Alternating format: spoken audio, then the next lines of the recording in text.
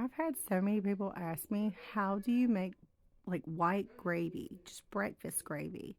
So, this is how I make it. This is the way my mom made it. Sometimes she would just put eggs in hers if she was going to make it to go over biscuits. But a lot of times I just make this gravy to go over mashed potatoes or rice or whatever. I could just like take a cup of this gravy and drink it by itself.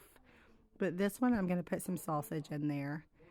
And then I'm going to put 4 tablespoons of butter in the meat. Sometimes I take the meat out and just do the gravy by itself, but I don't feel the best in the world. So here I am melting my butter down into the sausage. And then I am going to slowly, oh, wait, not yet.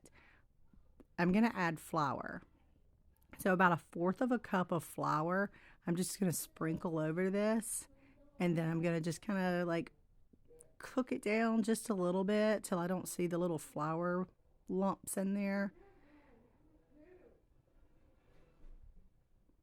You just kind of want the flour to disappear. And it's a lot easier to see if you don't have meat in there. But as soon as your flour is just kind of cooked up a little bit so you don't have raw flour, then you're going to slowly add your milk. This is just whole milk. So I do about half of it, just a little bit at a time. This is 3 cups of milk to this one. I measured it out for you guys. I never measure. I always just eyeball the milk. But this is 4 tablespoons of butter, fourth of a cup of flour, and 3 cups of milk. So I'll just kind of whisk this milk in, making sure there's no like flour lumps in there. And the biggest thing with flour is you have to stay with it. You can't walk away from it because it will burn on the bottom pretty quick. So just kind of whisk it up, keep it stirred. What we're looking for is bubbles. And I do put quite a bit of pepper and salt in it right here. Salt to taste. You can't take away from the salt. So I would just put a little bit of salt and then taste it. And it's like, still kind of tastes like flour and milk. Then add a little bit more salt because that's where you're going to get a lot of your gravy flavor from. Some people like more salt than others, but I like quite a bit of pepper, so I whisk in quite a bit of that.